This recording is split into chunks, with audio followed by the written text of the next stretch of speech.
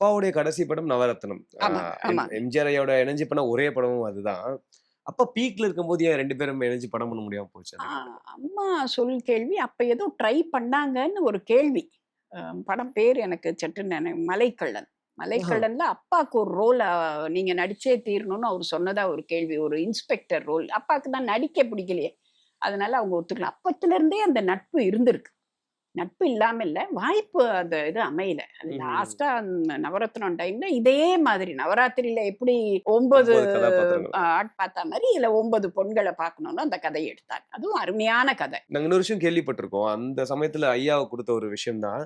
சிவாஜி வச்சு படம் எடுத்தேன், எம்ஜிஆர் வச்சு பணம் எடுத்தேன் அப்படின்னு சொல்லி. அது எந்த அளவுக்கு உண்ம அது? அது அது எப்படி புக்ல சில சமயம் வதந்தியா வரும். அந்த மாரிலாம் அப்பா சொல்லவே மாட்டார். சொல்லு யாரையுமே அப்படி விட்டு குடுக்கவே மாட்டார். அவங்கள தான் சொல்றேனே, அவங்களுக்கு ஒரு நிறைஞ்ச மனசு அந்த மாரிலாம் வார்த்தைகள் வந்திருக்காது. அது எப்படியோ மிஸ் ஆறது தான். அப்படிலாம் சொல்ற மாரி கட்டாயம் டெஃபினட்டா வந்திருக்காது. அது இல்ல அது கரெக்ட்டா சரியான இடத்துல இருந்து வருது. அப்பதான் அதான் டெஃபினட்டா உறுதிப்படுத்தப்பட்ட வந்திருக்காது. தகவல் அது. அப்படிலாம் சொல்லியிருக்கவே மாட்டார்.